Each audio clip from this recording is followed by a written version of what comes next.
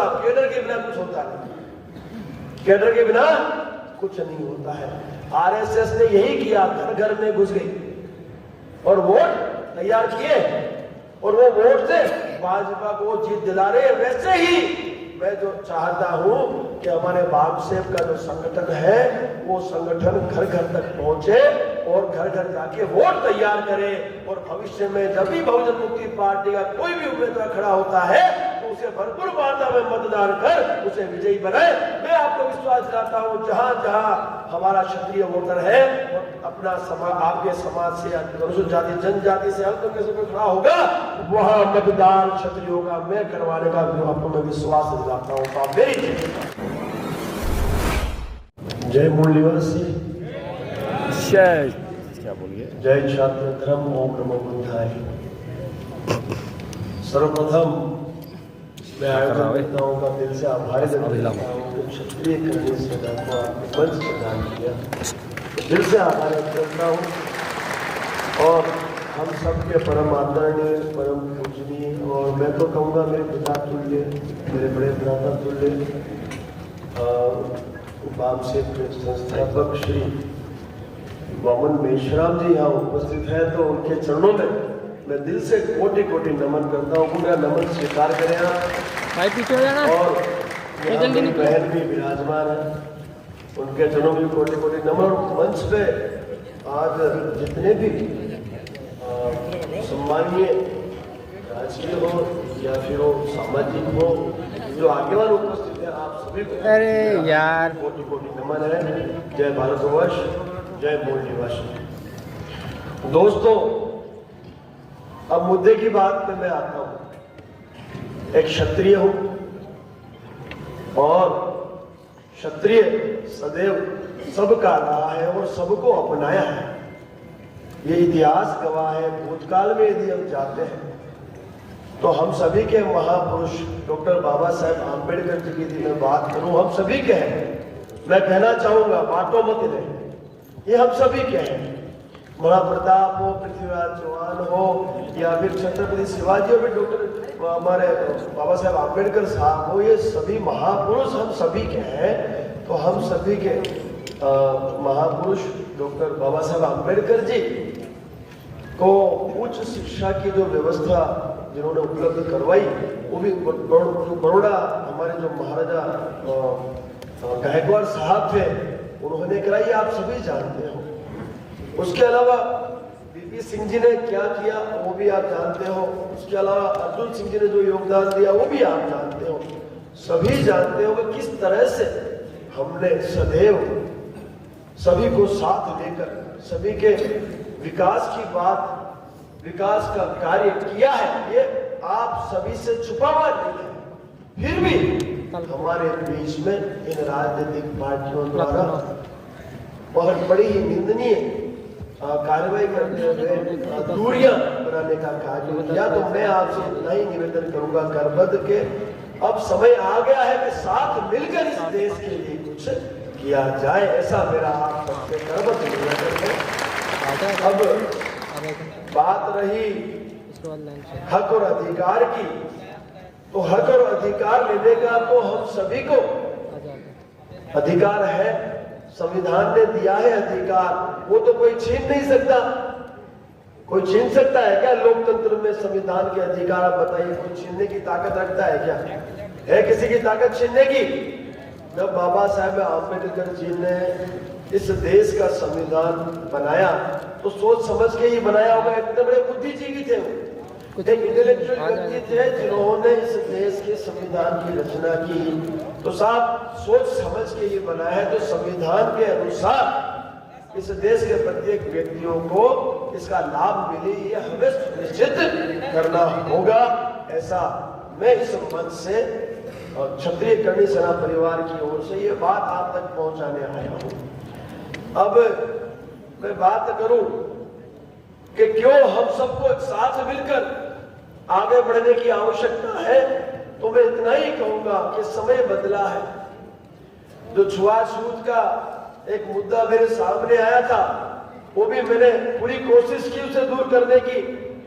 मेरे पिता तुल्य वामन मेश्राम जी का जूठा पानी मेरे मन से पिया हुआ आप सबने वीडियो देखा होगा, पूरे भारतवर्ष ने देखा होगा। तो अब ऐसी बातों के लिए हमें जगह या स्थान नहीं देना है। पूरे भारतवर्ष में इन चीजों से हमें बाहर आना है और देश के लिए कुछ करने का समय आ गया है, करना ही है। तो क्यों ना हम आप जो अनुसूचित जाति जनजाति और अल्पसंख्यक के जो हमारे भारतवर्ष के लोग हैं उनके लिए शिक्षा की व्यवस्था करें, अच्छी शिक्षा उन्हें मिले, उसके साथ साथ उन्हें व्यवस्थाएं मिले और जो मूलभूत सुविधाएं है जो प्रत्येक व्यक्ति का अधिकार है, रोटी कपड़ा और मकान, वो उन्हें मिलना चाहिए, व्यापार मिलना चाहिए, रोजगार मिलना चाहिए। तो ये सारी व्यवस्थाएं सुनिश्चित करना हम सबका दायित्व होना। जैसे मैं हूं, मैं मेरा व्यापार करता हूं, मैं मेरे देश के युवाओं को रोजगार भी देता हूं, ये मेरा दायित्व बनता है। अब मैं ये नहीं देखता लोग किस जाति से है, मैं ये नहीं देखता किस धर्म से है, इस देश का युवा है तो वो रोजगार मेरे वहां अवश्य लेगा। और ऐसे हजारों लोगों को मैंने रोजगार दे रखा है। ये हम सबका दायित्व है कि हम इन जातियों से, इस धर्म की परिभाषा से ऊपर उठकर देश हित की बात करें। बाकी मैं आपसे वादा करता हूं, एक आपका एक वो है ना, क्या बोलते हैं, जय 84 कुछ है ना अपना, बोल 85। तो अब तो साहब 85 से आप बढ़ा दीजिए, हम तो इसे बढ़ाइए। मेरा निवेदन है वामन मेश्राम साहब से कि भाई अब इसे बढ़ाइए आप, क्योंकि अब बोल 85 नहीं है, अब तो मेरे ख्याल से 97 हो गए, अब तो 97 हो गए। तो अब तो इसका कुछ और हमें ऐसे एक मुहावरा तैयार करना होगा ताकि ये क्षत्रिय समाज जो, देखो साहब हकीम खान सूरी साहब थे, महाराणा प्रताप जी के साथ थे, सेनापति थे कि नहीं, कैसे भूल जाए हम। हमारे पूर्वजों ने तो सदैव आपको साथ लेकर आगे बढ़ने का कार्य किया है। आप तो किए साहब, महाराणा प्रताप जी के साथ यदि किसने जंग लड़ी तो वो हमारे आदिवासी समाज के लोग थे। तो साहब मैं ये पूछना चाहता हूं कि हम अलग हैं कहां, हम तो एक ही थे, एक ही है। और मैं आपको विश्वास दिलाता हूं पूरे भारतवर्ष में हम साथ मिलकर इस देश हित की कार्य पे आगे बढ़ेंगे, मेरा आप विश्वास रखना। राज शेखावत जो है वो सेवक है साहब, जनता का सेवक है। फौजी आपके सामने खड़ा है और फौजी के लिए सब एक समान होते, तो क्षत्रिय हूं, सबका हूं, फिर फौजी भी हूं। तो अब मेरे लिए तो ये दायित्व बहुत ही ज्यादा बढ़ जाता है, क्योंकि हमारे फौज में हम सब साथ ही बैठते थे, वहां पे भी तो अनुसूचित जाति जनजाति अल्पसंख्यक और सामान्य वर्ग के लोग थे ही, कहीं कोई भी तरह का कोई ऊंच नीच या ऐसा कुछ था ही नहीं। सब साथ में बैठ के खाते थे, साथ में घूमते थे और लड़ते भी थी देश के लिए, हम सब साथ मिलकर साथ बॉर्डर पे। तो मैं कैसे मान लूं कि इस भारतवर्ष में अभी भी हम हमारे भाइयों से दूर है, मैं नहीं मान सकता। इसलिए मैं आपसे निवेदन इतना ही करता हूं कि यदि ऐसी कोई घटना आपके वहां घटित होती है जहां आपको आहत होता है, आपके साथ अन्याय अत्याचार होता है, और यदि मेरा कोई क्षत्रिय वहां है तो साहब आप मेरे से अवश्य संपर्क करना, मैं उसको सीधा फोन करूंगा और मैं अपने इंटरफेरेंस के माध्यम से उस व्यवस्था को सुधारने में पूरी की पूरी अपना योगदान अवश्य दूंगा, ये मेरा वादा। क्योंकि कंडीशन अपने भारतवर्ष में, आप समझिए, कंडीशन अपने भारतवर्ष में है और वामन मेश्राम जी की जो सेना है वो भी पूरे भारतवर्ष में स्थापित है। और मैं तो कहता हूं कि यदि इस भारतवर्ष में यदि कोई सबसे बड़ा संगठन है अनुसूचित जाति जनजाति और अल्पसंख्यकों के लिए तो वो क्या है साहब, बामसेब है, और उसकी ये पार्टी है बहुजन मुक्ति पार्टी, और आज उसका दूसरा राष्ट्रीय अधिवेशन है। और ये मेरे लिए गर्व की बात है कि आप लोगों ने मुझे स्वीकारा और मुझे आपने यहाँ मदद किया। मैं ऋण आपका कभी नहीं चुका, सीधा साधा आदमी हूं साहब, फौजी आदमी हूं, दिल से सोचता हूं, दिल से बात करता हूं। मैं इन चीजों में नहीं मानता, मैं व्यक्ति विशेष में मानता हूं। व्यक्ति व्यक्ति होता है और ये व्यक्ति जो है वो इस देश का नागरिक है, और मैं इस देश के नागरिक के लिए जान दे भी सकता हूं और जान लेने की ताकत भी रखता हूं। मैं क्षत्रिय हूं, आक्रामकता रहेगी। हमारी कार्यशैली अलग है। आपकी जो कार्यशैली है, वामन मेश्राम जी की जो कार्यशैली है, वो संवैधानिक बिल्कुल मजबूती से है। और कभी कभी हम लोग तो संविधान को हाथ में भी ले लेते हैं, लेकिन नागरिकों की रक्षा के लिए, बाकी नहीं। हम लेते हैं लेकिन किसके लिए? इस देश के जो नागरिक हैं, फिर चाहे वो अनुसूचित जाति, जनजाति, अल्पसंख्यक या सामान्य वर्ग से हो, उसकी रक्षा के लिए कभी कभी हम हथियार उठाते हैं। और हमें, क्योंकि कहा है जैसा कहा है, अहिंसा परमो धर्म, धर्म हिंसा तदेव च। ये एक गीता का शब्द है जिसे हमने पूर्ण किया है कि अहिंसा परमो धर्म है, लेकिन धर्म की रक्षा के लिए, नागरिकों की रक्षा के लिए, बहन बेटियों की रक्षा के लिए यदि हथियार उठाना पड़े तो उससे आपको निजता नहीं है। ये हम आपसे आज इस मन से कह के जा रहे हैं। बाकी साहब, हमारे पूर्वजों ने सदैव, आप सब जानते हैं, जिनका नाम मैंने भी लिया, उन पूर्वजों ने सदैव सभी को साथ में लेकर न्याय अधिकार की बात करके हमेशा अपना दायित्व का निर्वहन किया है। तो मैं इस मंच के माध्यम से आप सभी से इतना ही कहना चाहूंगा, क्योंकि आज राष्ट्र के लोग यहाँ आए हुए हैं, आज यहाँ पे राष्ट्र के लोग आए हुए हैं, राष्ट्रीय टीम आई हुई है। और जो ये बहुजन मुक्ति पार्टी है, भारतवर्ष में काफी गांवों तक पहुंच चुकी है। मैं तो यही चाहूंगा कि आने वाले समय में, जैसे आरएसएस ने भाजपा बनाई हुई है, आज हरियाणा में भी जीत, भाजपा की जीत हुई है, तो उसके पीछे सबसे बड़ा योगदान आरएसएस का है।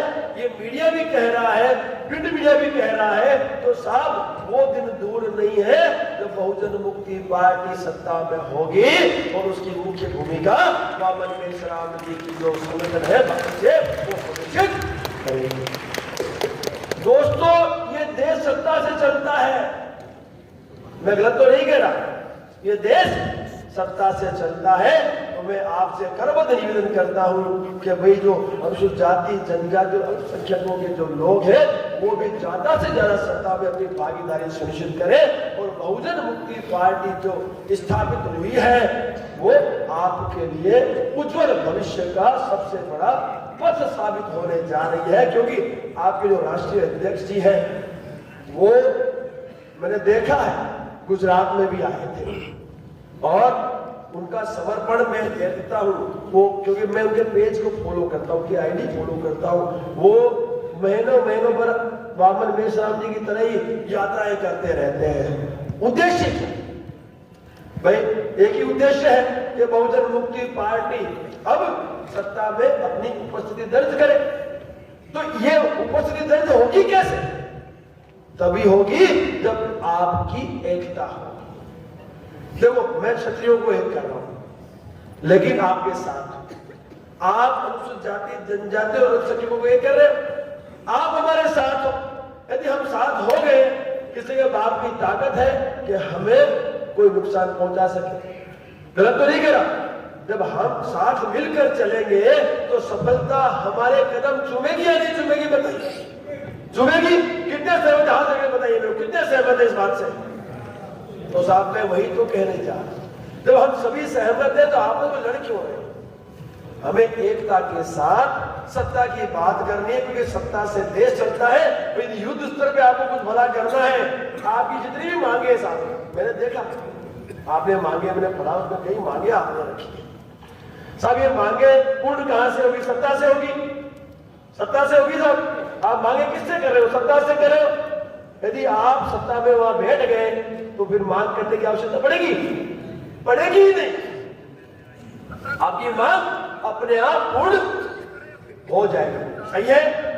तो अब अगला जो कदम है, क्योंकि वामसेप इतना बड़ा संगठन होने के बावजूद भी यदि वामसेप द्वारा स्थापित एक बहुजन मुक्ति पार्टी सत्ता में स्थापित न हो तो साथ इससे बड़ी विफलता हमारे लिए कोई नहीं होगी। मेरा आपसे करबद्ध निवेदन है, यहाँ से समस्त पदाधिकारियों से, बहुजन मुक्ति पार्टी के पदाधिकारियों से, वामसेप से जो जुड़े हुए लोग हैं उनसे, कि अब जो भी चुनाव आएंगे इस भारतवर्ष में, उसमें चाहे वो सरपंच का चुनाव हो, चाहे तहसील पंचायत का चुनाव हो, चाहे विधानसभा हो, चाहे लोकसभा हो, चाहे राज्यसभा हो, हमें आप लोगों की उपस्थिति दर्ज करवानी होगी। सहमत है? मेहनत करेंगे? देखो साहब, कैडर के बिना कुछ होता नहीं, कैडर के बिना कुछ नहीं होता है। आरएसएस ने यही किया, घर घर में घुस गई और वोट तैयार किए और वो वोट से भाजपा को जीत दिला रहे। वैसे ही मैं जो चाहता हूं कि हमारे बामसेव का जो संगठन है वो संगठन घर घर तक पहुंचे और घर घर जाके वोट तैयार करे और भविष्य में जब भी बहुजन मुक्ति पार्टी का कोई भी उम्मीदवार खड़ा होता है तो उसे भरपूर मात्रा में मतदान कर उसे विजयी बनाए। मैं आपको विश्वास दिलाता हूं, जहां जहां हमारा क्षत्रिय वोटर है और अपना आपके समाज से अनुसूचित जाति जनजाति से हल्के में से खड़ा होगा, वहां मतदान क्षत्रियों का मैं करवाने का आपको मैं विश्वास दिलाता हूं। तो आप मेरी मैं प्रचार दूंगा आपके लिए, मैं मैदान में आऊंगा और मैं आपके लिए जहां जहां आपके उम्मीदवार खड़े उनको मतदान करवाने की मैं अपील करूंगा। मैं आपको विश्वास दिलाता हूं। तो मैं तो चाहता हूं, मैं तो यही चाहता हूं कि एक बार फिर वही जो समय था जब हम सब साथ मिलकर इस देश के लिए लड़ा करते थे वो समय स्थापित हो जाए। ज्यादा समय नहीं लूंगा, मैं जानता हूं सभी को भूख भी लगी होगी, 2:30 बज रहे और जो जी अच्छा मेरा नंबर नहीं, बिल्कुल आप सब अधिकारी हैं, आपको अधिकार भी है। मेरे नंबर में अभी आपको इस मंच के माध्यम से मैं दे देता हूँ। आपको जहाँ जरूरत पड़ती है, अभी भी जरूरत था, अभी भी आपके वहाँ से कॉल आते हैं मुझे। जब से मैंने वो छुआछूत वाली घटना को मैंने मैंने खत्म करने के लिए पहल की है, मामन मेश्राम जी का मैंने जूठा पानी मंच से पिया है, तब से आज तक मेरे को ऐसे कई कॉल आए हैं पूरे भारतवर्ष से कि जहां क्षत्रियों की तरफ से यदि कोई गड़बड़ी हुई है तो वो मैंने फोन करके उसे काफी हद तक मैंने क्लियर करने का काम किया है। तो मैं अवश्य नंबर दूंगा। मैं आपसे कहता हूँ कहीं भी भारतवर्ष में आपको कोई तकलीफ परेशानी होती है, गांव में हो चाहे शहर में हो, आप एक बार हमें संपर्क अवश्य करें। देखो संविधान ने आपको बहुत सारे अधिकार दिए हैं, कई अधिकार हैं, उन अधिकारों का सदुपयोग करोगे साहब तो मुझे पूरा विश्वास है कि आप इन अन्यायों से लड़े जीत जाओगे। लेकिन उन मेरा निवेदन समझना, मैं कभी विरोध नहीं करता। आपका अधिकार ये जो आपने मांगे रखी है वो मिलना चाहिए। आपको जो सही लगे आप करो, क्योंकि आपके पास बहुत बड़ी थिंक टैंक पड़ी है, आपके पास अच्छे ज्ञानी लोग पड़े हैं। तो मेरा यही निवेदन है, क्षमा चाहूंगा समय ज्यादा ले लिया मैंने, कोई नहीं, मैं यहीं पे समापन करता हूं अपने इस वक्तव्य का। मेरे नंबर आप नोट कर लीजिए, नंबर 92755439 मेरा व्यक्तिगत नंबर है।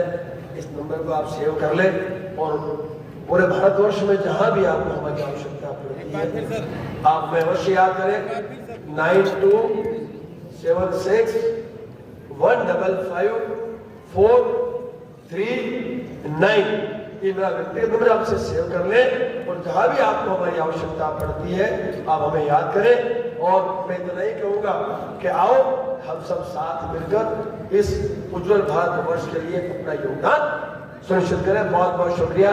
जय छात्र, जय मूल निवासी, ओम